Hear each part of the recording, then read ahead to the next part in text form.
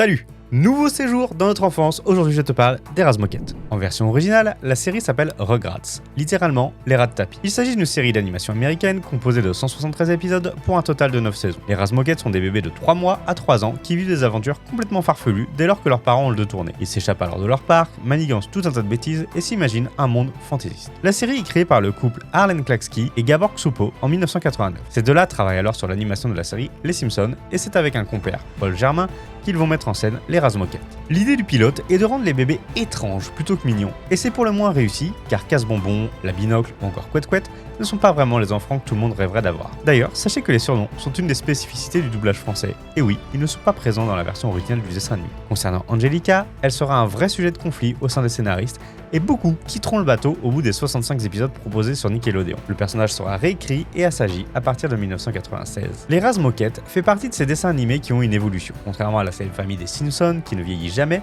il va y avoir des évolutions. Jules, le petit frère de Tommy, va naître en 1998 et Kimi fêtera ses 2 ans en 2003. C'est dire cette même année que les Razmoket vont rencontrer les de la jungle dans le film Rugrats Go Wild. Encore un dessin animé dont je vous parlerai prochainement. Pour le 10e anniversaire de la série, Klaksky Ksupo réalise un épisode spécial où les personnages sont devenus des ados. Et finalement, ce sera le début de la série Razbitune, ou All Grown Up en version originale. La série vivra en parallèle de l'original et comportera 5 saisons pour un total de 55 épisodes. La réception de ce spin-off ne sera pas aussi bonne que celle des Razmoket. Un spin-off sur Angelica et Suzy à la maternelle sera également proposé dès 2005, mais il faudra attendre 2016 pour que Nickelodeon le propose en France. Il sera uniquement composé de 4 épisodes. En 2021, la série est revenue en 3D avec un reboot complet. À ce jour, une saison et 24 épisodes sont disponibles, mais une seconde est prévue. On notera parmi les particularités des Razmoket qu'il s'agit d'une série qui aborde le thème de la religion et notamment du judaïsme, car la famille de Tommy y est présentée comme partiellement juive. Et certains épisodes sont dédiés à des fêtes comme Hanouka. Ces références vont petit à petit disparaître au fil des épisodes et des saisons du dessin animé, suite à quelques critiques, notamment concernant le personnage du grand-père Boris. Notons les excellentes voix françaises d'Alexis Thomasian,